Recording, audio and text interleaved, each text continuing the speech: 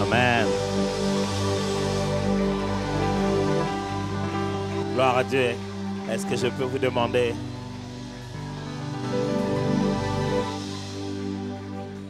Je voudrais vous demander de vous rasseoir, s'il vous plaît. En tout cas, je ne sais pas si tout le monde a de la place. En fait. Merci beaucoup. Merci beaucoup, Chico. Merci à madame aussi. Merci à toute l'équipe de Deeper. Je crois que je vais apprendre à vous connaître tous un peu mieux. Pour l'instant, je connais ceux qui sont venus à l'aéroport. Ils m'ont même amené une fleur. Nous autres qui avons grandi en Ngaba, ceux qui ne connaissent pas Ngaba, vous devez attendre les fouilles archéologiques lorsque on publiera ça dans un document historique. Et on vous dira que le mot Ngaba vient des origines, des mots étymologiquement empruntés. Mais pour l'instant, sachez seulement que c'est Ngaba. Et ben donc, on n'a vraiment pas grandi avec avoir quelqu'un qui vous offre des fleurs. Et voilà. On voit ça seulement à la télé. Apparemment, je suis maintenant de l'autre côté, donc dans la télé. Merci beaucoup, c'était très très gentil. Qui sait, c'est peut-être ça qui est en train de me redonner ma voix. Pendant quelques instants, donc, je voudrais nous parler avant qu'on rentre encore dans la prière sur ce que j'ai appelé, j'ai intitulé ça les niveaux de profondeur. On sait que dès qu'on dit profondeur, automatiquement il y a des niveaux, n'est-ce pas? C'est léger, c'est superficiel, c'est profond, c'est très profond. C'est profondément profond. On sait que quand on deal avec la profondeur, on deal avec des niveaux. Je voudrais ici, à la fin de ma petite explication, aborder 5 niveaux possibles de profondeur. Mais de profondeur de quoi en fait? Mais de profondeur d'une relation avec le Seigneur. C'est pour ça qu'on est là. On veut une profondeur d'une relation, une profondeur d'une connaissance de sa personne, une profondeur d'une proximité avec lui. Eh bien, je vais commencer par vous lire quelqu'un que j'ai trouvé qui en parle très bien. C'est dans Jean chapitre 6. À partir du verset 52, je vais lire ça d'abord. Et puis nous resterons toujours dans Jean pour lire chapitre 8. Chapitre 6 d'abord, à partir du verset 52. Là-dessus, ou là-dessus si vous voulez, les Juifs disputaient encore entre eux, disant, « Comment peut-il nous donner sa chair à manger ?» Et Jésus leur dit, « En vérité, je vous le dis, si vous ne mangez pas la chair du Fils de l'homme, et si vous ne buvez pas son sang, vous n'aurez point la vie en vous-même. » Vous savez, la Bible, c'est une chose biaise notre façon de comprendre la Bible parce que c'est comme un film qu'on a déjà regardé. Du coup, on connaît tellement comment ça va finir, on a perdu le suspense. Aujourd'hui, les lecteurs de la Bible sont comme des gens qui regardent un nouveau film, mais déjà spoilé. Vous voyez? Aujourd'hui, les gens ne veulent pas qu'on puisse spoiler les films, ils veulent aller suivre par eux-mêmes. Mais nous, on voulait qu'on puisse spoiler les films parce qu'on ne savait pas comment on allait le regarder. Donc, on avait des spoilers qui eux-mêmes étaient comme des chaînes de télé, qui vous racontaient parce que vous n'irez pas au cinéma. Et ils vous racontaient, ils imaginaient des trucs, c'est là que voilà, on imagine des trucs comme quoi le footballeur Roi Pelé aurait joué un match, il a marqué 1000 buts. Il y a des histoires que vous n'avez pas entendues, bénissez le Seigneur pour ça. Et ce qui fait qu'on connaît tellement que l'acteur principal, le grand héros, c'est un certain Jésus qu'on a tué, après 3 jours, il va ressusciter. On connaît un peu son enseignement. On sait tellement la fin qu'on a l'impression de connaître les débuts. Et quand on lit la Bible, on a l'impression de savoir ce qu'elle dit. Du coup, on ne sait pas lire en se détachant de la finalité. En se disant, je ne sais pas où m'amène cette histoire. On ne sait pas rester dans le suspense du moment. À peine qu'on est en train de lire le chapitre 6 ici, vous êtes déjà au chapitre 21. Mais faites abstraction de ce qui va se passer. Restez seulement ici comme si vous ne saviez pas si le Black Panther va encore survivre.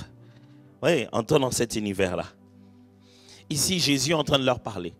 Il leur dit, après avoir enseigné quelques jours, un bon matin, il leur dit, écoutez, si vous ne mangez pas ma chair, si vous ne buvez pas mon sang, vous n'êtes pas digne d'être mes disciples. Non, entre nous, sincèrement. Un gars qui n'a plus d'adresse, qui a commencé à drainer des foules. Un bon matin, il dit, si vous ne mangez pas ma chair, et vous ne buvez pas mon sang, vous ne pouvez pas être mon disciple. Sur YouTube,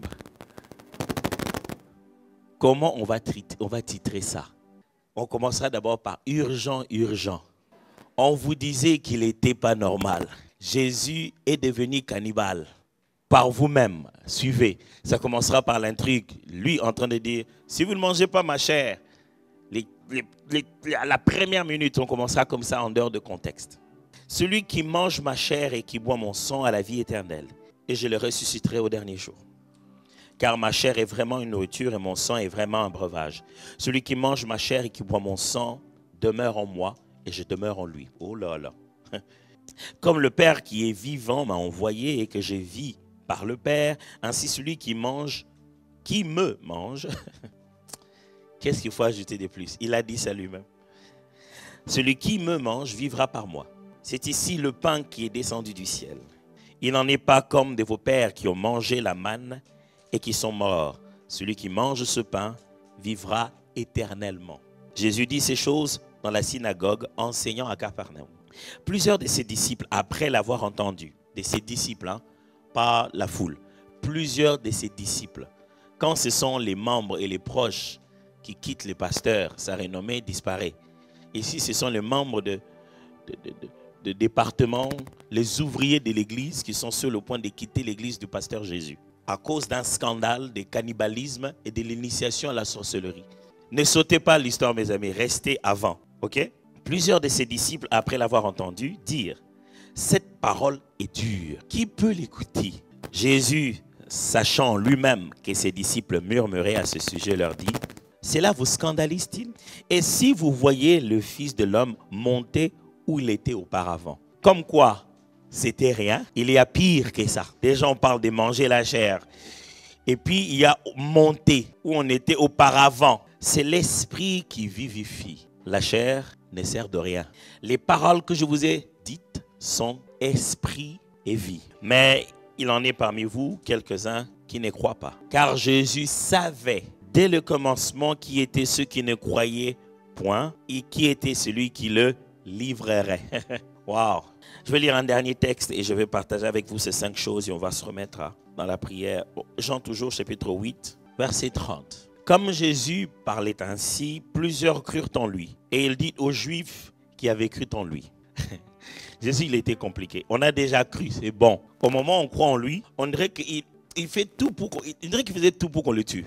Parce qu'on a presque l'impression que bon, c'est bon, on a compris. Après, il va corser ça encore. Comme Jésus parlait ainsi, plusieurs crurent en lui. Et il dit aux Juifs qui avaient cru en lui, je vais expliquer ça tout à l'heure. Si vous demeurez dans ma parole, vous êtes vraiment mes disciples. Vous connaîtrez la vérité et la vérité vous affranchira. Ils lui répondirent, nous sommes la postérité d'Abraham et nous ne fûmes jamais esclaves de personne. Comment dis-tu, vous deviendrez libres? J'aimerais clarifier ici que les Juifs à qui il parle ont déjà cru en lui. Il n'a plus besoin de leur démontrer quoi que ce soit. Et sachez bien que le livre de Jean, le seul livre que nous avons lu aujourd'hui, est écrit à une partie particulière du ministère de Jésus. Pendant que Marc, Luc ainsi que Matthieu se mettent à parler de tous les 3 ans de la vie de Jésus, Jean se concentre en grande partie de la période où Jésus était vraiment au milieu, au centre de Jérusalem. Et le mot juif ici n'a pas pour but de parler de tout le peuple d'Israël et tous ceux qui habitaient Nouvelle-Palestine, Israël, je ne vais pas entrer dans ça, mais tout ce qui habitait cette contrée. Non, le mot juif est spécifique au peuple qui a gardé le judaïsme. Sachez bien que tout Israélite n'était pas nécessairement juif. Le mot juif vient de Juda, la tribu de Juda. Pendant un moment, le peuple de Dieu s'étant tellement égaré, Dieu a gardé cette tribu de Juda, qui est restée la tribu fidèle, qui a gardé les lois de l'Éternel. C'est pour cette raison que la foi est restée dans Juda et on appelle toute la foi du peuple d'Israël les judaïsmes et non pas le rubénisme et tout le reste. Juda est resté la tribu qui est restée fidèle à Dieu et ceux qui pratiquent les judas s'appellent de juifs. Et lorsqu'on utilise le mot juif ici dans le livre de Jean, ce n'est pas pour indiquer tous ceux qui étaient peuple d'Israël, mais pour indiquer plutôt ceux qui étaient orthodoxes, ceux qui restaient dans la voie de la vérité, ceux qui étaient attachés à l'enseignement de la Torah. Et avec eux, Jésus a des débats totalement différents que vous ne voyez pas dans Matthieu, Marc et dans Luc. Dans le livre de Jean, Jésus a des débats beaucoup significatif, très spirituel. Et vous verrez tout le temps le mot revenir. Jésus dit aux Juifs, Jésus dit aux Juifs. Et c'est chez lui que vous ressentez le scandale religieux. Vous ressentez les gens le rejeter. Dire, comment Jésus ne finit pas ses phrases que les gens l'ont compris. Ils veulent le tuer parce qu'il s'est dit Dieu. Mais il n'a pas encore dit qu'il était Dieu. On dit, pourquoi toi tu es un homme, tu te fais Dieu? Mais il n'a pas dit ça. Mais ils ont compris son enseignement. Ils savent que quand il dit, je suis le chemin, la vérité et la vie, tu es en train de dire en même temps. Jésus, donc, quand il enseignait aux Juifs ici, il sait à qui il parle. Quand il leur dit, par exemple, que je suis le chemin, la vérité et la vie, ils savent qu'ils ont compris, qu'il leur dit que je suis le tabernacle vivant, que je suis en même temps le parvis, le saint, le lieu saint et le lieu très saint. Je ne peux être que ce que Moïse a vu au ciel. Ils comprennent très bien ces mots.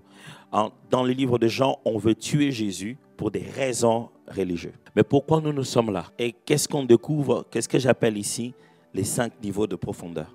Je ne tire pas tout cela que de ces 2 textes, mais j'ai besoin de ces 2 textes parce que je ne veux pas lire tous les textes ici. Dans ces 2 textes, on voit très facilement comment une relation, un quotidien avec Jésus peut changer de niveau. Dans le livre de Jean, c'est fréquent. Jésus arrive un jour, il appelle ses disciples. Il ose leur dire qu'ils sont passés des niveaux. Il leur dit, je vous appelle frère, plus serviteur. Le serviteur ne sait pas ce que fait son maître. Il leur fait savoir ce jour-là qu'ils sont passés à un niveau supérieur. Il dit, je ne vous appelle plus serviteur. Mon frère, on devient plus profond dans la relation avec Dieu parce que nous l'appelons différemment. C'est quand lui nous appelle différemment. C'est pourquoi Paul résume ça en disant ceci. Il dit, la connaissance enfle, la connaissance rend orgueilleux. Ce qu'il faut, ce n'est pas connaître, mais être connu de lui. Dieu, dans sa relation avec nous, il sait que nous, on le connaît. On ne le voit pas. C'est à peine qu'on dit des choses qu'on ne sait pas. Mais c'est lui qui juge qu'on est passé d'un niveau à un autre. C'est lui qui dit, c'est bon, il y est. C'est lui le juge qui dit, il est passé à un autre niveau. Même quand on aura ressenti, même quand nous dira non, mais ces derniers temps dans ma vie de prière, il est possible que le moment où tu sens que dans ta vie de prière, tu as grandi, tu es en train de passer encore le test. Et qu'au moment de ta vie de prière, tu as l'impression que tu as relâché, tu viens à peine de réussir. Parce que ça ne dépend pas de ce que toi tu ressens, ça dépend de comment lui t'appelle maintenant. Ce qui fait que dans notre foi chrétienne, on monte, si vous voulez, dans notre façon de comprendre Dieu. Mais les termes qu'on utilise ici, dans ce ministère, dans ce travail, c'est qu'on creuse en profondeur notre relation. On va plus profondément dans notre relation avec Dieu. Et lorsque on commence cette relation de profondeur, le premier niveau, c'est simplement ce qu'on appelle de l'ignorance. Je ferai chaque fois 2 équivalents parce que le niveau de profondeur grandit avec le niveau de connaissance. Le premier niveau de profondeur, c'est ce qu'on appelle de l'ignorance ou simplement, on appelle ça de l'ignorance ou juste des assumptions. Pour dire qu'on connaît Dieu, on doit commencer d'abord par ne pas le connaître. Et il y a beaucoup de gens qui disent le connaître, qui sont en fait en train de dire combien ils ne le connaissent pas. Avant d'appréhender, de comprendre, de saisir une nouveauté, on commence par son ignorance. Toute première étape de la connaissance, c'est juste avoir des assumptions. Tu te dis que c'est que quelque chose qui n'est pas, mais tu te dis. Vous imaginez la première fois, nous en Afrique, on a vu une voiture, on a cru que c'était quoi? Imaginez un peu, ils ont appelé ça comment? Est-ce c'était une maison qui bougeait? Les gens étaient assis dedans, ça roulait, c'était quoi? Souvent, vous rencontrerez que ce sont des ignorants qui se font prendre pour des sages. Ce sont des ignorants qui veulent donner aux autres l'impression qu'ils connaissent. Mais plus ils parlent, plus tu te rends compte qu'ils ne savent pas de quoi ils parlent. Moi, je viens d'un pays où les gens peuvent vous convaincre de leur ignorance. Je me souviens bien, ma mère un jour, elle est venue à la maison, je vais la voir. Elle me dit, mais tu sais, je ne sais pas si je vais croire encore au monde. Je dis, pourquoi? Elle dit, mais j'ai vécu un truc. Je dis, quoi? J'étais dans un taxi, on appelle ça taxi-bus, donc le transport en commun. Et il y avait un monsieur devant moi qui m'expliquait ta famille. La famille de qui? Oui, toi, moi, oui. D'abord, il a dit que tu es aveugle, c'est pour ça que quand tu chantes, tu n'ouvres pas les yeux. Et puis, il a cité les membres de ta famille. Il m'a même cité. Ma mère s'appelle Pauline, alors son nom de famille, c'est Mpoutou. Il dit, ah, le fils de maman Mpoutou. Maman dit, ah. Il dit, oui, mais sa mère, elle vend des trucs là, à l'entrée de l'avenue et tout. Ah, c'est vrai. Nous, on appelle ça au coin. C'est tout un concept, le coin. C'est l'ancêtre du supermarché, l'ancêtre du mall. Avant que le mall ne devint mall, il fut coin. Il dit, mais oui, maman Poutou, c'est qui? Ah, ma mère était un peu choquée. Elle dit, donc tu la connais? Elle dit, bien sûr, je la connais. C'est vraiment une dame très gentille. Et c'est ma mère qui lui pose cette question. Et elle explique à ma mère qui elle est. Elle descend de ce taxi, elle ne sait même pas lui dire que c'est elle. Vous savez, quand quelqu'un est ignorant, il sera encore fortement choqué par la vérité. À un moment donné, l'ignorant ne veut même plus savoir. Son ignorance le plaît plus que la connaissance que tu te prépares à la porter. Aujourd'hui, ce n'est pas parce que Dieu ne se révèle pas à nous qu'on ne le connaît pas. On se plaît de ce qu'on sait, pendant que ce qu'on sait, c'est de l'ignorance. Et on veut cette image-là. Même Dieu, on lui a déjà dit, tu sais, pour être Dieu ici, voilà ce qu'il faut faire. Rassure-toi que je suis béni, d'abord, hein. Et puis 2, rassure-toi que tu écoutes mes prières, ok? Et puis 3, quand je viens à l'église, je vais sentir quand même, ok? On lui donne un critérium. On dit ça, c'est Dieu. Mais les jours où Paul, qui pensait avoir tellement connu Dieu sur le chemin de Damas, les chemins où il se rend pour aller attaquer ceux qui ne connaissent pas Dieu, parce que lui, c'est un grand érudit qui connaît Dieu sur la route. Quelqu'un l'aveugle et il commence à lui poser la question, qui es-tu? La véritable profondeur, la véritable connaissance de Dieu commence par notre conscience de notre ignorance. Je vais répéter ça. On commence à mieux connaître Dieu quand on est conscient de combien on ne le connaît pas. Si vous faites semblant de savoir, vous ne saurez pas. Si vous croyez connaître, vous ne connaîtrez pas. Avoir grandi dans un milieu chrétien, avoir appris les jargons de l'église, ce n'est pas connaître Dieu. J'ai déjà entendu des gens dire, oh bien-aimé, nous allons entrer dans sa présence. C'est quoi entrer dans sa présence? J'ai entendu déjà, surtout quand on adore, il dit, bien-aimé, répands ton cœur. On répand ton cœur comment? Je disais un jour aux étudiants à l'école, je leur ai dit, vous autres, le conducteur de louange, vous nous rendez la vie difficile. On vient d'arriver à l'église, jeune converti, on entre, vous vous levez, bien-aimé, levons-nous dans sa présence. Quand il vient d'arriver, il dit, quand je me lève de ma chaise, c'est dans sa présence. On parle de la présence de qui d'abord? Se lève dans ta présence. Non, bien-aimé, nous allons élever nos cœurs. Lui qui s'est prêté à lever les mains, dit, oh, pas les mains, le cœur. Alors, et puis on continue à leur dire, monte dans sa présence. Il regarde le voisin, personne ne monte sur sa chaise. Il dit, on fait comment? Et à peine qu'on monte, on dit, bien-aimé, monte dans sa présence jusqu'à entrer dans la profondeur. Il dit, on monte ou on descend? On a tellement de jargon du milieu qu'on ne sait même pas ce que ça veut dire. Je vais vous défier ici en vous disant, qu'est-ce que ça veut littéralement dire élever le Seigneur? Au point que même, on utilise ce jargon de élever le Seigneur plus haut. Pensez-vous qu'ils ne sont pas suffisamment arrivés haut? Ou qu'est-ce que ça veut dire quand nous disons nous élevons le Seigneur? Je vais vous défier à croire que lorsqu'on dit dans un culte, nous allons élever le Seigneur, la première des choses que vous faites, vous élevez vos mains. Pas le Seigneur, vos mains. Bien-aimés, nous allons élever les seigneurs. Voilà, les mains sont élevées. Mais le concept d'élever les seigneurs, on ne le sait pas. Puis-je vous demander, vous supplier ce soir, mes amis, de dire à Dieu, on ne sait rien. Je ne te connais pas. Révèle-toi à moi. Je ne te connais pas. Je veux te connaître. Et Moïse était suffisamment humble qu'il allait le voir et dit, fais-moi voir ta gloire, afin que je te connaisse encore. Moïse, toi, oui. On dirait que chaque jour, il est exceptionnel, je veux le connaître. Au début de toute profondeur, on n'a que des assumptions, on n'a que des idées, on s'imagine que, et je peux déjà vous dire que la grande partie de ces idées sont fausses, sont archi fausses. Imaginez-vous que vous rencontrez un adulte âgé, trentaine, quarantaine, qui vous dit que s'il avale le grain qu'il y a dans son orange, il aura un arbre qui pousse sur sa tête. Ah, il y a d'autres qui ne savaient pas ça. En fait, si vous avalez les grains qui sont dans votre orange, ça peut faire pousser un arbre sur votre tête. C'est ce qu'on nous avait dit quand on était enfant.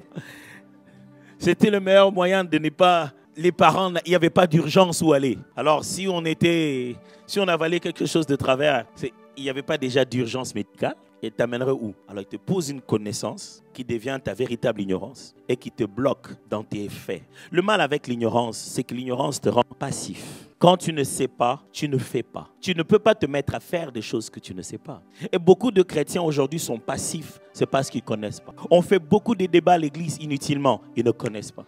Non, on donne la dîme, on ne donne pas. Tu ne connais pas à qui tu parles. Tu ne sais pas de quoi il s'agit. Si tu savais de qui tu parles, tu savais de quoi on parle, tu savais de quoi il est question, on n'aura même plus besoin de cette question-là. J'aimerais vous poser une question ce soir. Êtes-vous passé par là? Si vous n'êtes jamais passé par un moment où vous prenez conscience de votre ignorance, ce que vous ne connaissez rien, c'est que jusqu'à aujourd'hui, vous êtes encore en plein dedans. Nous tous, on a toujours des zones d'ignorance.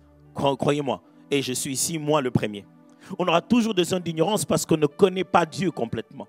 Alors, je vois que les théologiens, des fois, ils nous inventent des termes à cause de nos frais académiques qu'on a payés. Comme ça, c'est un peu dur aussi comme science. Ils appellent ça l'inconnaissabilité de Dieu.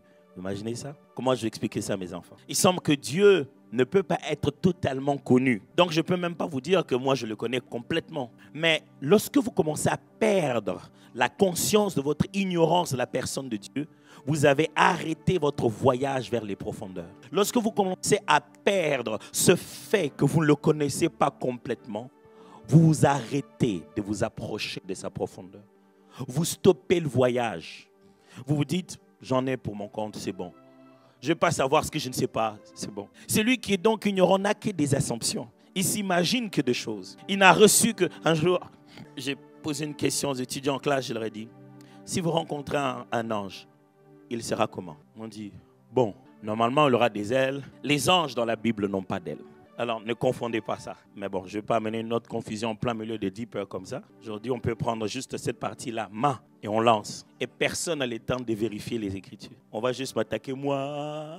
Et le jour où chacun connaîtra, etc. Il ne fera pas une vidéo de correction. La Bible ne décrit pas des anges avec des ailes. Il y a d'autres types de créatures dans la Bible qui ont des ailes. Des séraphim qui ont des ailes. Mais les anges, quand la Bible parle de leur apparition devant les hommes, c'est généralement des créatures que la Bible décrit comme si ils apparaissaient comme l'un d'entre nous. Ils étaient puissants, ils étaient glorieux, mais on ne parle pas nécessairement des ailes. Alors ça, c'est une longue histoire. Hein? Sachez que j'ai juste dit. Et en plus, ils me l'ont décrit avec des ailes. Pardonnez-moi de les dire, c'est rien à voir avec. Il n'y a rien derrière. C'est juste que c'est les faits que je raconte. Mais la plupart d'entre eux m'ont décrit un ange qui serait blanc, comme dans le film. Je leur ai dit, pourquoi les hommes de la Bible ne reconnaissaient pas des anges si facilement?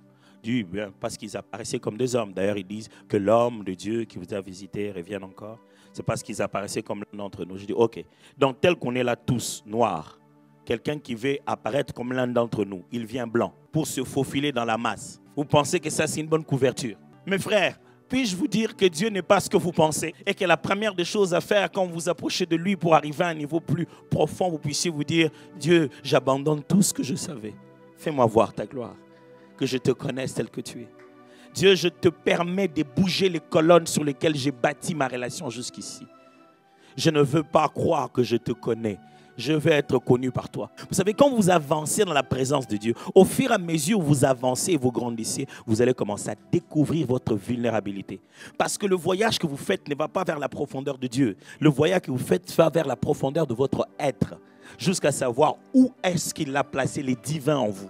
C'est comme ça que plus vous avancez avec lui, plus vous vous rendez compte de combien vulnérable vous êtes. Vous êtes surpris, vous vous surprenez à être faible, en croyant que vous étiez si fort. C'est pourquoi Paul dit, ah, j'ai compris. Quand je suis faible, c'est alors que je suis fort. Quand vous avez quitté le niveau des absomptions, amen. C'est que vous n'avez pas beaucoup vu un prédicateur qui tousse, mais ça existe aussi. On l'appelle un tousseur. Vous arrivez au deuxième niveau qu'on appelle le niveau de l'information ou le niveau de l'hypothèse. Avant, vous ne savez pas. Maintenant, vous avez l'information. Vous vous dites que vous savez quelque chose. Le danger avec l'information, c'est que ce n'est que le point, le début du grand début du début. Mais nous, les hommes, on est épatés par l'information. On aime l'information. Aujourd'hui, d'ailleurs, les gens ne veulent pas connaître. Ils ne veulent pas surtout connaître la vérité. Ils veulent les infos. C'est pour ça que personne ne remarque que la photo ne dit rien. Donc, on a mis une photo qu'on a fait dire à la photo ce qu'on veut. Et tout le monde croit à ce qu'on a dit de la photo. Regardez cette photo. Certainement, il était en train de regarder d'un mauvais œil. Il était certainement en train de se dire vraiment pourquoi il fait ça. La photo n'a rien dit. Si vous vous regardiez vous-même quand vous avez faim dans un miroir, vous verrez que même vous aussi, vous avez l'air de soupçonner les gens. Vous regardez quelqu'un qui regarde son voisin comme ça. C'est comme s'il soupçonnait quelqu'un. Non, il a juste faim. C'est son regard quand il a faim. Ce deuxième niveau s'appelle de l'information. On commence à créer des hypothèses. On est informé de la personne de Dieu. On peut lire dans un livre. On sait des choses. On connaît des termes. Un jeune homme un jour, pendant que j'enseignais, il m'a posé des questions incroyables. J'ai vu qu'il a tellement lu des livres. Il m'a dit, voilà, j'aimerais quand même savoir au niveau téléologique du concept, qu'est-ce que voudraient dire les 7 sceaux dans une dimension apocalyptique, dans un angle de vie eschatologique prémillénaire. Des fois, la meilleure réponse à ça, c'est « je ne sais pas ». Il n'y a rien de déconcertant comme ça quand tu lui dis « je ne sais pas ». C'est trop fort ce que tu dis. Et puis je lui ai dit, mais mon ami, avant ça, est-ce que tu peux me dire, tu peux rapidement me citer les 12 disciples de Jésus. Il n'a pas dépassé 5. Entre-temps, dans les 5 qu'il a cités, Il a cité Luc et Marc comme les 12 apôtres. Aujourd'hui, on pense que ce sont ceux qui ont plus d'infos, qui ont plus de connaissances, ceux qui ont fait la théologie, ceux qui en parlent avec. Je connais des gens qui ont perdu les relations par la théologie, qui sont partis par l'information en pensant aller rencontrer Dieu. L'information les a fait perdre la raison. Ce n'est pas avec sa tête que l'homme connaîtra Dieu. Ce n'est pas en ayant lu des livres que l'homme saura qui il est. Sachez-le bien, mes frères, ce n'est pas l'information qui améliore la relation. Vous savez, la plus grande erreur que les gens commettent quand on vient le voir, on dit, bon, écoute-moi, je vais t'épouser et tout, et tralala. Ouh, vous avez la chance aujourd'hui. C'est-à-dire que tu peux dire tous tes sentiments avec une seule image appelée emoji. Nous, il fallait absolument une lettre qu'il fallait aller déposer. Maintenant, vous, c'est avec un SMS. Des fois, il y a des gens qui n'écrivent rien. Image. Et tu vois quelqu'un qui rit et dit, pourquoi ça te fait rire? Vous savez, quand les gens veulent, ça, ils se parlent de cette flamme, ils se parlent de cette relation. Qu'est-ce qu'ils font après? Ils se disent, mais avant de te dire oui, je m'en maman, laisse-moi le temps de t'étudier. C'est ce que les filles font d'habitude. Et quand ils disent t'étudier, veut dire laisse-moi le temps de m'informer. Parce qu'elle avait déjà étudié si tu étais dans le oui ou le non. Si déjà on te dit qu'on veut t'étudier, bénis le Seigneur. C'est que tu as déjà passé l'étape où on a littéralement étudié tout le monde et qu'on les a éliminés. Tu vois, les filles, elles ont déjà la première ligue où elles se disent déjà la catégorie de faisable. Il y a des frères quand on regarde, celui-ci, même s'il venait et qu'on était resté 2 au monde. Du coup, si tu viens et qu'on te dit on veut t'étudier, c'est déjà bon. Parce qu'on ne t'a pas encore étudié à ces niveaux-là. Mais qu'est-ce qu'elles font? Elles s'informent. Elles demandent, tu sais, tu connais Chico, non? Il m'a dit, moi est-ce que tu connais un peu là où? Tu connais ses amis? Moi, je veux quand même savoir s'il est sérieux. Vous savez ce qu'on fait? On va demander à tout le monde si Dieu est Dieu, sauf à lui. On passe tout notre temps à vouloir le connaître par les autres. On veut s'informer. Sachez-le bien que ce qu'il va te dire, il va résumer quelque chose à sa manière. Ce n'est pas ça le connaître. Là, tu es en train de collecter des informations, d'emprunter le vocabulaire des autres. Il dit, bon, moi je trouve quand même un peu, c'est un garçon sérieux, mais je me demande s'il n'est pas distrait dans la vie, les histoires de 10 pères, là. Sérieux, distrait, des mots que tu as empruntés de quelqu'un d'autre. Et nous sommes dans une génération qui a lu tellement de livres, et lorsqu'ils restituent les livres, et ce sont des bons lecteurs. Il vous parle de ce que Benny Hinn a dit. Il dit, moi vraiment quand je prie, je dis bonjour Saint-Esprit. Ça c'est toi ou c'est lui? Vous savez, Dieu sait, quand il nous entend, il dit, plagiat. Dieu connaît nos plagiats. Il sait qu'on parle de choses qu'on ne connaît pas. Il sait qu'on répète juste des mots qu'on a lus. Il sait qu'on est dans l'hypothèse où le Saint-Esprit serait mon meilleur ami. J'ai rencontré des gens qui, non seulement, ils ont dirigé une réunion du Saint-Esprit, ils se sont aussi habillés en blanc et ils ont aussi ralenti leur démarche quand ils prêchent. Alléluia, le Saint-Esprit est là. J'ai dit, mon ami, on a déjà galéré pour manger. Où est-ce que tu as trouvé cette veste blanche? Il essaie de rassembler toutes les informations en pensant que s'il a la bonne information, il a la bonne relation. L'information, ce n'est pas la relation. Vous n'êtes pas encore arrivé en profondeur. Est-ce que je suis en train de dire qu'il faut mettre ça de côté? Non, regardez très bien. Je dis qu'on est en train d'avancer vers quelque chose. Être informé, apprendre, lire, comprendre, vous avancez. Vous avancez vers quelque chose. Mais c'est encore hypothétique. Troisièmement, absolument mon ami, vient ce qu'on appelle la connaissance maintenant. Si on était dans l'ignorance et puis on passe à l'information, on passe à quelque chose d'autre qu'on appelle la connaissance. L'équivalent de la connaissance, c'est ce qu'on appelle la théorisation. La connaissance, c'est le fait qu'on sait maintenant. Maintenant, on va vers la connaissance. C'est-à-dire qu'on commence à faire le premier contact avec l'information. Au niveau de l'information, on sait. Combien d'entre vous savent ce qui se passe à l'est du pays, la RDC par exemple? Vous savez qu'on a des combats et des problèmes. Vous savez ça, n'est-ce pas? Ça, c'est l'information. Certains d'entre vous ont juste une information, ils savent en général. Mais d'autres ici ont des noms de lieux. Si je leur donnais le micro, ils en parleraient très bien. Ils ont une connaissance de la matière. Ils maîtrisent la théorie des faits. Ils ne sont jamais arrivés là-bas, mais ils connaissent toutes les informations nécessaires pour raconter d'où ça vient, où ça va. Et même pour ça, on peut vous donner un doctorat. C'est-à-dire que vous êtes spécialiste en matière de rassembler les informations et de les aligner dans la bonne logique. Vos informations ont payé. Vous avez des infos à 360 degrés. C'est ce qu'on appelle la connaissance. Vous ne connaissez pas de manière déséquilibrée. Vous avez les connaissances et vous savez les aligner de la bonne manière. Et vous avez la conscience de fait. Vous savez de quoi il s'agit. Mais tout ça, ce ne sont que des théories. Après le 4e niveau vient ce qu'on appelle de l'expérience. La Bible utilise toujours le même mot, connaître, mais pour montrer tout ce que je viens de vous expliquer ici en français. Alors, je ne voulais pas vous embêter avec des Grecs et des Hébreux, c'est pourquoi je fais ça comme ça. La Bible utilise des mots connaître, connaître, connaître, connaître, savoir, savoir, mais tous ces connaître-là ne sont pas les mêmes. Alors, lorsqu'on commence à parler maintenant de l'expérience, la connaissance de l'expérience, c'est comme quand on dit dans Genèse, Adam connut sa femme. Sa femme, c'est quelle science? Il n'était pas diplômé de sa femme. Vous savez bien que le mot connaître là-bas n'est pas le même. Mais c'est toujours le même connaître. Mais vous savez que ce n'est pas le même. Il y a maintenant un niveau où, dans la profondeur, on a l'expérience. Je vais changer maintenant ma question. Combien d'entre vous connaissent KFC? Les mains que vous levez là, ce n'est pas parce que vous connaissez KFC. C'est parce que quand je dis KFC, c'est un souvenir qui va de la tête jusque sur la langue. Vous en avez le goût. D'ailleurs, je viens de perdre certains d'entre vous, rien qu'en disant KFC. Ils sont déjà partis. Ça s'appelle de l'expérience. Vous n'avez pas l'information qu'il existe KFC. Soit dit en passant, en Chine, ça existe aussi, mais le vieux là, c'est un vieux chinois. Et ce n'est pas les KFC. Ils ont leur façon de faire. Vous savez, vous connaissez le design, vous savez d'où ça vient, vous connaissez ce que ça veut dire. Vous savez KFC, vous avez l'information. Mais après, vous avez une meilleure connaissance. Vous avez la connaissance Kentucky Fried Chicken. Vous connaissez d'où vient le général, quelle est l'histoire. Là, vous avez la connaissance. Mais après, vous pouvez ne pas connaître qui est derrière KFC. Vous ne savez même pas pourquoi le général, là, il a un œil tout noir. Mais vous en connaissez le goût. Vous avez déjà mangé. Au point que vous pouvez manger un poulet quelque part, vous dites, ça ressemble du KFC. Et vous pouvez même aller manger un poulet quelque part, dire, ça, c'est quel genre de KFC? Ça ne ressemble pas. Vous en avez le goût. J'ai une question à vous poser. Est-ce que vous avez le goût de Dieu? Êtes-vous capable de vous dire, c'est bien, on a beaucoup pleuré, ce n'était pas Dieu. L'homme d'Hébreu appelle ça, vous avez maintenant atteint les discernements. Vous êtes arrivé à la maturité où vous avez la capacité de discerner. Vous n'êtes plus berné par des copies parce que vous en avez l'expérience. Vous connaissez de qui il s'agit. Vous savez très bien. Vous pouvez toucher, vous dire, je sais de quoi il s'agit.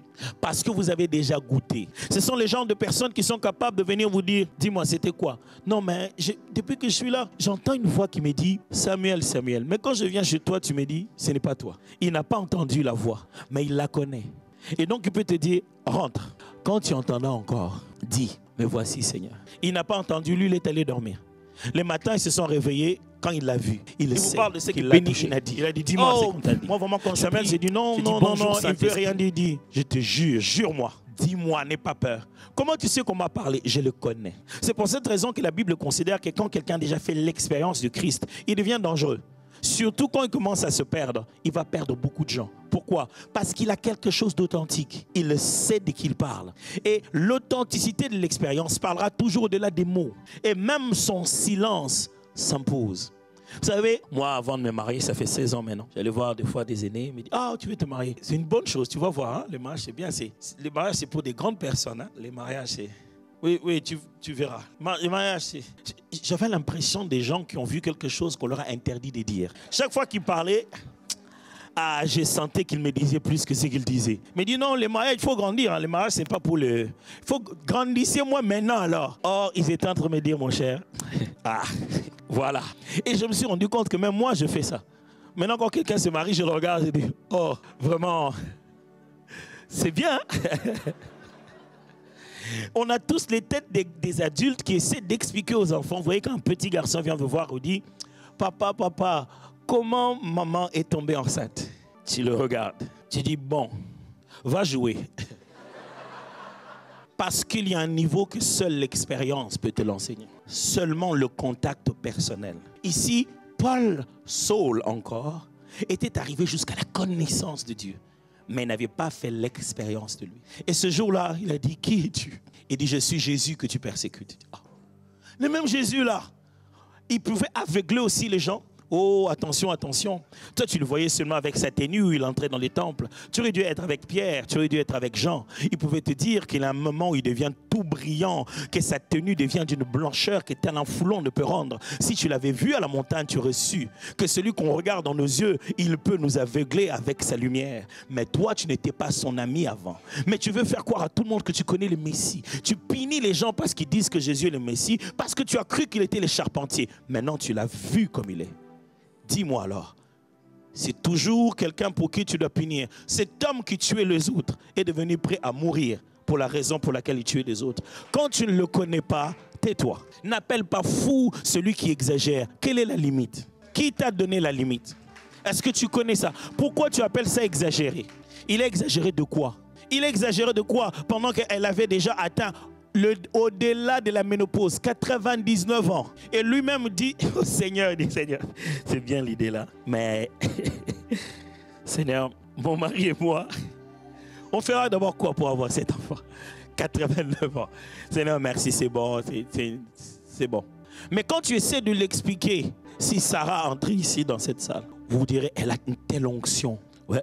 Parce que l'huile ne coule que quand on a pressé quelque part. Quand tu commences à entrer dans l'expérience, ça se dessine sur toi. Dieu n'aimait pas l'expérience dans nos cerveaux.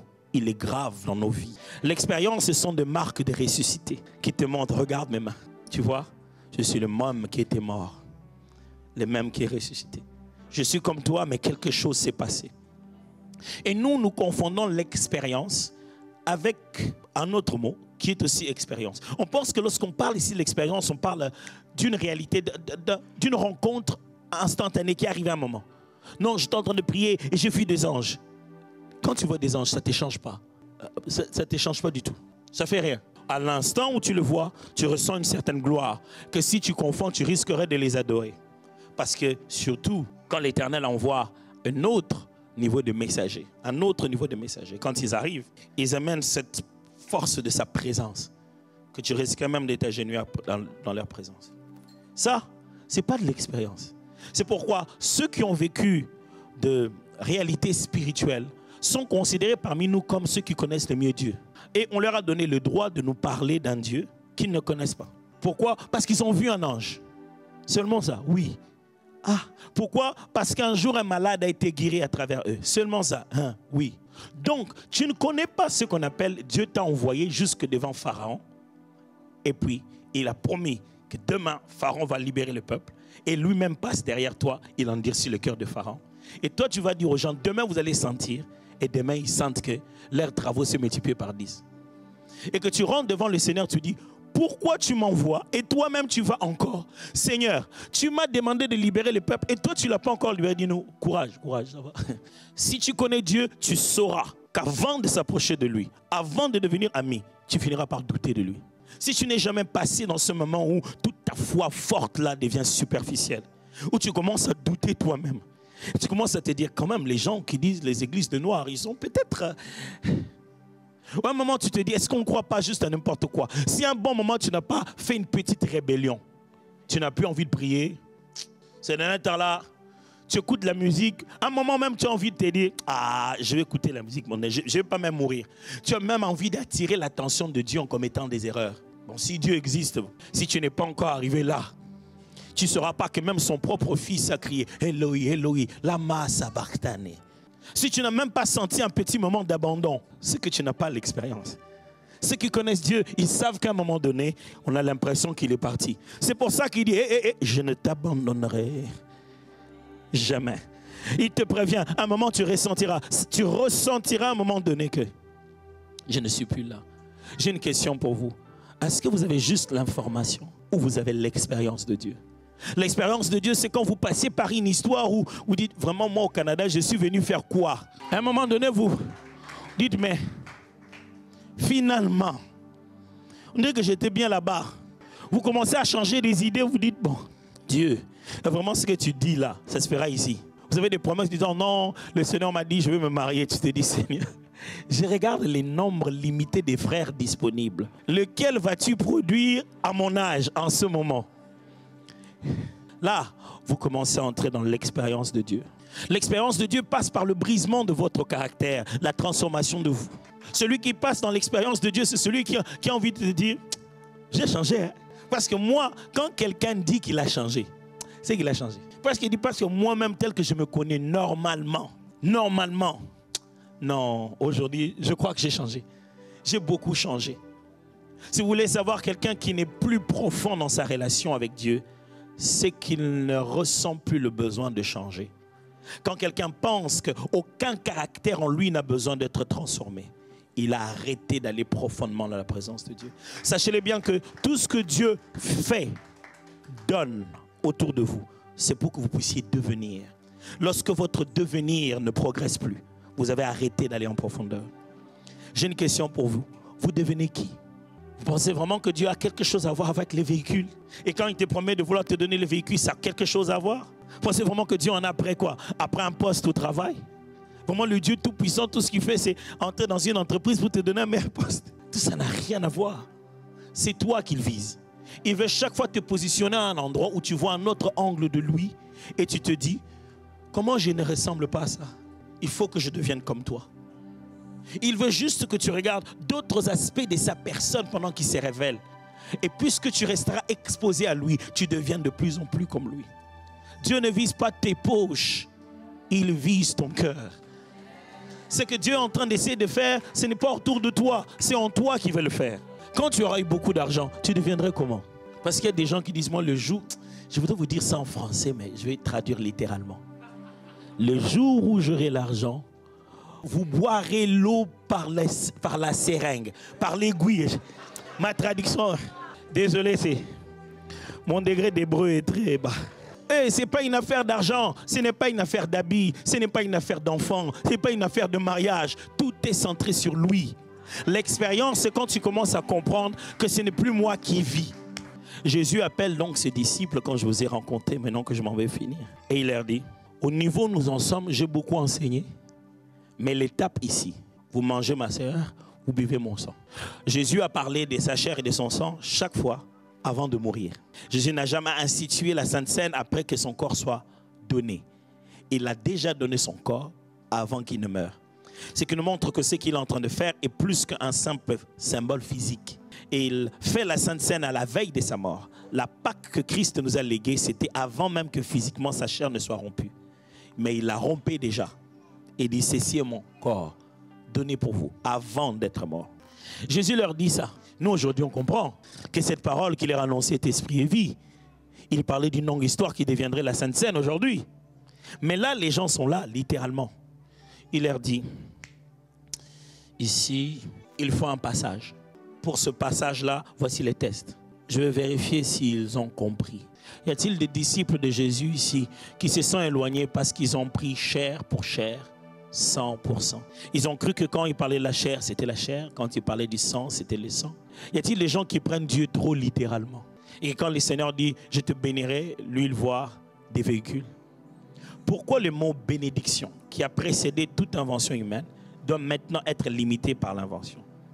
Sachez-le bien que chaque fois que Dieu te parle, c'est la vulnérabilité de ton vocabulaire qui limite les possibilités de ce qu'il va faire.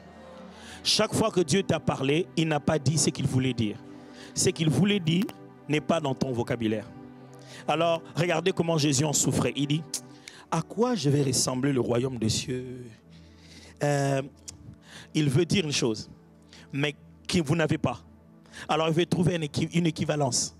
À quoi c'est un peu proche d'eux?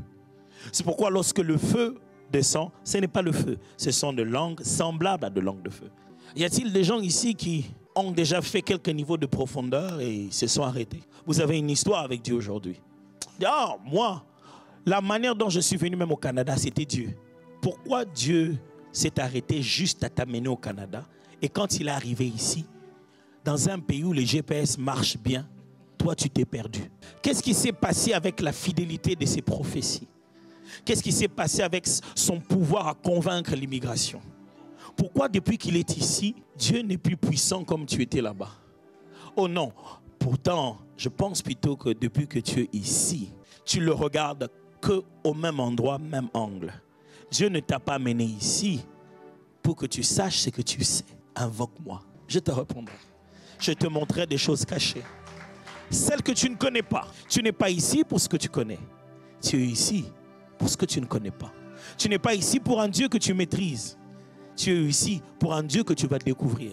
Et chaque fois que tu veux lui donner l'impression que tu le connais, il dit, bon, vas-y alors. Un jour, un homme est venu avec un projet clair. Il dit, Jésus, je suis venu te chercher pour que tu ailles chez moi et que tu imposes les mains sur mon enfant qui est malade, puis il sera guéri. Il connaît même la procédure.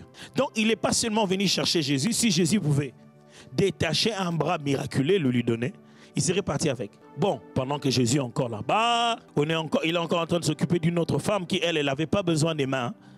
Elle dit, les pans de la robe, ça me suffit. Et puis les gens, les messagers, ils viennent, ils disent, mais écoute, arrête de déranger les maîtres. C'est bon, l'enfant est mort. En fait, on est venu lui dire, mon cher, courage, c'est bon, laisse-les partir. Il est prêt à le laisser partir. C'est à ce moment-là que Jésus lui dit, maintenant, allons. On dirait que tu n'as pas entendu ce qu'ils ont dit. Ils ont dit que l'enfant est mort. Il dit, oui, maintenant, allons. Pourquoi peux-tu croire que Dieu ne vient que dans des fêtes? Des fois, il vient au deuil. Vous savez, le deuil, c'est le seul endroit où tes ennemis vont venir sans invitation. C'est pourquoi pour sauver l'humanité, Jésus n'a pas organisé une fête. Il a plutôt feint une défaite. Et en donnant l'impression qu'il perdait, tout le monde était venu. Tous, tout le monde. Alors là, sa victoire serait claire. Est-ce que tu peux reconnaître que c'est lui, pendant qu'il marche comme un fantôme, que tout le monde crie « Fantôme, comment quelqu'un marche sur l'eau ?» C'est le même Jésus. Est-ce que tu serais capable de reconnaître, après avoir parlé longtemps, des heures et des heures en chemin, qu'au moment où il va rompre le pain, au moment de manger, que les disciples ont reconnu? Oh, c'est... Et quand ils le reconnaissent, il disparaît. Est-ce que tu peux reconnaître dans ta douleur un Dieu qui se révèle? Dans ton échec, un Dieu qui réussit? Dans ta courbe, un Dieu qui est droit? Frère, il faut pousser un peu loin cette profondeur. Il ne s'agit pas de nous. Écoutez-moi, mon bien frère, Dieu n'est pas un grand Dieu parce qu'il réussit avec nous à chaque étape. Dans l'école de Dieu, les plus intelligents, ce n'est pas ceux qui font 100%. Dans l'école de Dieu, les plus intelligents, c'est ceux qui ont compris la matière. Il y a donc de ceux qui ont leur plus grand diplôme rempli d'échecs à chaque niveau. Mais Dieu leur fait confiance.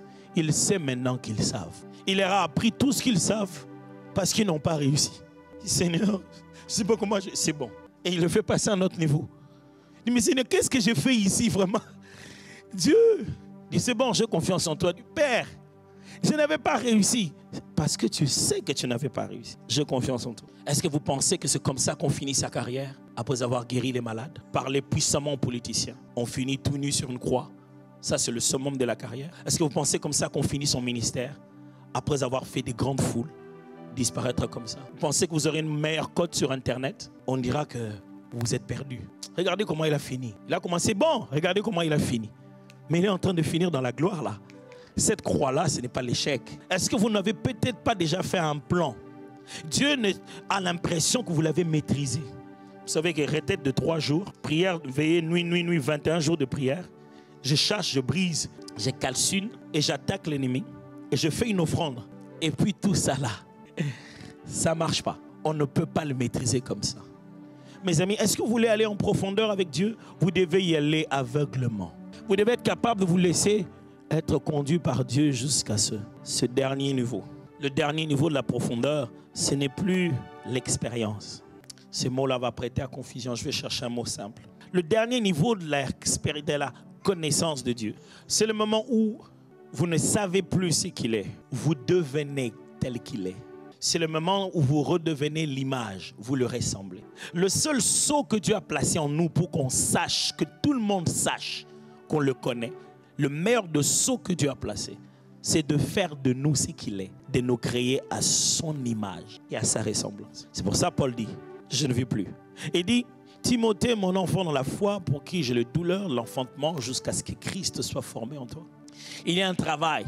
Jésus est en train de vouloir naître en nous. Regardez, il a mené les disciples jusqu'à un niveau où on vient, Pierre est là, tout le monde, et puis il dit, toi, on dirait qu'on t'a vu avec lui. Hey, je ne le connais pas. Il répond pour nier Jésus avec un langage de Jésus. Et puis on dit voilà, même sa façon de parler, papa.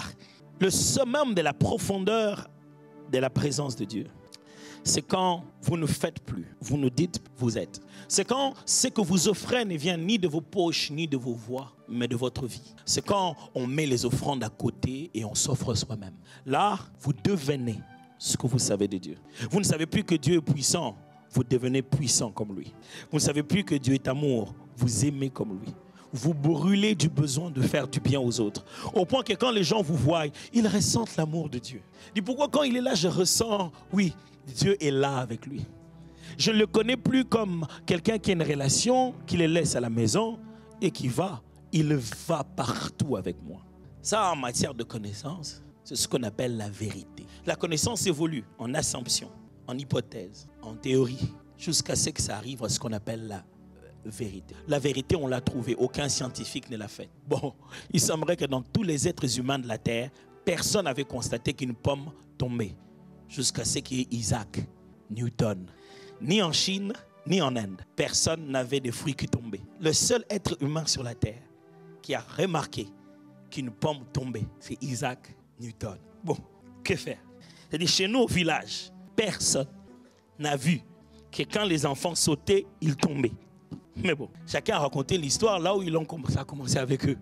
Si vous voulez entrer dans la page, racontez aussi votre histoire. Mais entre-temps, pour l'instant, c'est lui, Isaac Newton, qui aura inventé la loi de la pesanteur. Le gars, il est dangereux. Bon, chez nous, quand on dit danger, c'est pas dangereux. Ça veut dire qu'il est trop fort. Qu'est-ce qu'il a inventé? Rien. Il a mis sur son nom le fait que la pomme est tombée de l'arbre. Il a compris qu'il y a une force qui attire naturellement tout ce... Une force de pesanteur qui attire naturellement tout ce qu'il y a sur la terre. C'est parce qu'il s'est basé sur une vérité qu'on a inventé tout le reste. Maintenant, si on monte dans l'avion, on est à l'aise en se disant « j'ai quitté Kinshasa, je vais arriver finalement ». Même si les zones de turbulence éprouvent notre foi et nous fait repenser à notre testament. Vous savez, il y a des zones de turbulence qui vous font écrire des choses.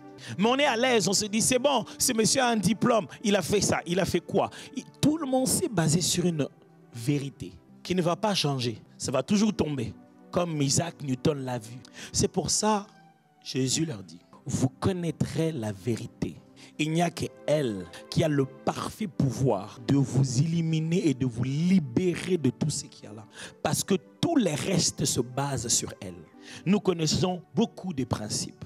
Nous connaissons beaucoup de choses, beaucoup d'histoires, beaucoup d'expériences. Mais la vérité elle-même, c'est là où nous avons des problèmes. On rencontre beaucoup de mystères. Mais la vérité elle-même, elle ne subit ni détérioration du temps. La vérité se passe partout, maman. Elle se passe partout, papa. La vérité, elle marche au Congo, à Abidjan, au Bénin et au Canada. La vérité, c'est la vérité. Elle ne choisit pas de couleur de peau. Elle s'en fout de quelle immigration on parle. Elle ne sait pas si c'est Pharaon ou si c'est Nebuchadnezzar. C'est la vérité. C'est imposable à tout l'univers. Le problème avec nous, les chrétiens, nous voulons marcher avec des lois et non avec la vérité. C'est sur la vérité que se bâtissent des principes. Et nous connaissons tous les principes sans connaître la vérité. Je suis presque sûr que vous voulez me poser la question. Qu'est-ce qu'est la vérité? Même la Bible elle-même reste avec cette question qu'un Romain a posée. Qu'est-ce que c'est que la vérité? Une chose que je sais de la vérité, quand vous l'avez rencontrée, vous savez que vous l'avez rencontrée. Une deuxième chose que je sais de la vérité, quand vous la rencontrez, vous mourrez, absolument. Celui qui a rencontré la vérité, vous voyez qu'il est mort en lui-même. Il est devenu comme un corps qui, quel que soit ce que vous dites du mort, il ne réagit pas. Il est atemporel, il n'est plus dans le temps avec vous. Il est comme ailleurs, il est dans la vérité. C'est la vérité qui gère, elle n'est pas gérée. Vous avez l'impression qu'il vit dans ce champ de bulles. Vous avez envie de dire, il veut faire quoi? Qu'est-ce que lui il pense? Jésus connaissait la vérité. Il connaissait tellement la vérité qu'il dit, mais pourquoi vous pleurez, l'enfant dort? Il vient d'où celui-là? L'enfant mort, il dit qu'il dort. C'est vous qui ne connaissez pas la vérité. Celui qui connaît la vérité impose la vérité à la réalité. La vérité produira en toi toujours une vision exacte des choses. Ce qui signifie que quand nous marchons ici, il y a un espace vide là. On passe là tout le jour. Chacun de nous a intégré cet espace et j'aimerais finir là. Chacun de nous a intégré ça dans sa tête en disant, il y a un espace vide au couloir, au virage de... Voilà. On a ça dans nos têtes, on dort avec, on se réveille, ça devient nos repères. Il y a un garage à côté.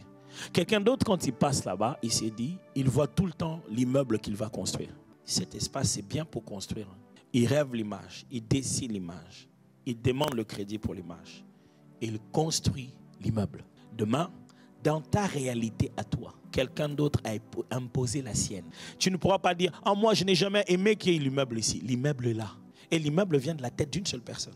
Et ce monde dans lequel nous vivons fonctionne comme ça. Au quotidien, certains prennent ce qui est à l'intérieur d'eux, l'imposent à notre quotidien. Et c'est eux qui gèrent tout le monde. Mais nous, qu'est-ce que nous faisons? Nous voyons ce qui est, nous l'introduisons dans nos têtes. Jésus ne fonctionnait pas comme ça. Quand il vient dans un deuil, ce n'est pas parce que vous êtes en deuil. C'est à lui de décider si vous êtes en deuil ou pas. Ce n'est pas parce que vous avez un corps que quelqu'un est mort. Ce n'est pas parce qu'il n'y a plus de bateau au quai qu'il ne peut pas vous rejoindre. Il s'en fout. Il fonctionne avec d'autres lois. On dirait que lui, Archimède aurait dû le voir. Il semblerait que tout corps jeté dans l'eau, subit des poussées. Ça, c'est ce que Pierre croyait. Et donc, quand il essaie de marcher sur l'eau, il commence à « Seigneur, aide-moi ». Il dit « Mais papa, même eau, moi je marche comment ?» Il y a une chose que vous devez savoir, mes frères. Jésus n'a pas fait toutes ces choses juste parce qu'il était Dieu. Ce n'était pas ça le but de Jésus. Jésus n'était pas venu nous montrer qu'il est un Dieu puissant. Non. Jésus voulait nous montrer qu'il est le Fils de l'homme. C'est comme ça qu'il s'appelait. Il voulait nous montrer que ce qu'il fait, c'est ce que Dieu veut que l'homme fasse. Et c'est pour cette raison qu'il ne se glorifie pas d'être Dieu au début de son ministère. Il se glorifie d'être rempli de l'Esprit de Dieu qui est sur lui et qui l'a oint. Il dit qu'il fait tout ça parce qu'il a l'onction. Vous savez, cette histoire pour laquelle on prie en tombant, c'est avec ça que Jésus a marché sur l'eau. C'est avec ça que Jésus a guéri les malades. Et il est clair, l'Esprit de Dieu est sur moi, il m'a oint pour guérir les malades. Quand il nous a oint, nous, on a fait quoi? On est tombé. Parce qu'on ne connaît pas la vérité. On a l'information, mais on ne sait pas qu'est-ce qu'il fait. Qui vous a dit que l'onction ne marche pas au bureau? Les premières personnes à connaître l'onction dans la Bible, à connaître la notion d'être rempli du Saint-Esprit, c'était les catégories des architectes. Un architecte en particulier, Bezalel. C'est la première fois que la Bible dit le mot rempli du Saint-Esprit. Et ce n'est même pas dans le domaine religieux. C'est dans le domaine de la construction de l'architecture. Et Dieu l'a oint pour avoir la capacité d'imaginer les choses comme Moïse les a vues. C'est-à-dire que Bezalel avait la capacité d'avoir l'imagination de la vision spirituelle de Moïse. Ce que Moïse a vu dans une expérience spirituelle, lui, il avait la capacité de l'imaginer pendant la conversation. Quand l'Esprit te remplit, il te rend créatif. Écoutez-moi, vous n'aurez pas une meilleure expérience de Dieu en restant à l'église. Allez là-bas, allez faire quelque chose. C'est là-bas que Dieu se trouve. Ce n'est pas en restant concentré dans une retraite que vous comprendrez mieux Dieu. Non, non, non, allez travailler. Je ne connais pas le genre de boulot, vous l'aimez pas, mais allez dans ce travail spirituellement. Allez dans ce travail en se disant, Dieu m'a mené ici parce qu'il veut changer quelque chose en moi. Ce n'est pas dans un temple que Joseph a connu Dieu. C'est en étant travailleur quelque part. Et c'est dans ce parcours-là, quand il a tout compris, quand il a compris que la vision des étoiles, ce n'était pas de dominer sur ses frères, mais de les servir. Quand il a compris ça, mes frères, est-ce qu'on peut aller en profondeur? Ça, ce que vous vivez ici, dans la prière, c'est un peu comme si vous alliez dans une sorte de parc d'attractions. Vous savez, dans ces endroits où c'est rempli d'eau, et vous allez jouer. Vous avez toujours ce toboggan qui roule comme ça là. La plupart des fois, c'est en plastique. Et vous entrez, vous glissez. Mais ça doit être mouillé. Si c'est sec, vous ne pouvez pas glisser. Ça, c'est le moment où l'Esprit de Dieu nous mouille de quelque chose qui est réel. Ça ne sert à rien. Si après, quand on dit Amen, quand il commence à briser ton caractère, tu dis non. Après, ce qu'on va vivre là, tout ce qu'on vit là, ça ne sert à rien. Quand tu veux prendre tes décisions après dans la vie, tu le prends à ta manière, sans passer du temps avec lui. Ça ne sert à rien. Si après, quand tu sens qu'on s'est moqué de toi, tu sens que le vieux toi monte, mais tu ne résistes pas. Ce que l'Esprit fait pendant l'adoration, il fait que nous arroser, pour nous apprendre à glisser dans la profondeur. Il prépare nos cœurs à ce qui va nous arriver. J'aimerais te dire, quelque chose va t'arriver. Quel que soit comment tu vas appeler ça, mais ça arrive pour te changer toi. Et quand tu seras alors devenu l'homme qu'il faut, la femme qu'il faut, Dieu te placera alors à l'endroit qu'il faut. Et pour ça, il n'a pas de limite. Il fait de Joseph un ministre en train de gérer un pays étranger. Il n'a pas de limite. Croyez-moi, Dieu n'a pas de limite. Mais j'ai juste une question pour vous. Est-ce que vous êtes prêts à manger la chair? Est-ce que vous êtes prêts à boire le sang? Est-ce que vous êtes prêts à passer à l'étape supérieure? Non pas l'information, non pas des assumptions, mais arriver à la vérité. Vous savez, celui qui dit la vérité est désarmé. Il ne sait pas se défendre. La vérité, c'est que je l'ai vu marcher là-bas. Il dit non, mais je viens un oiseau là-bas. Même quand on commence à débattre, comment je vais te justifier ça? Moi, je ne fais que voir la rue. Mais quand tu me regardes, tu pourras savoir si j'ai dit la vérité ou non.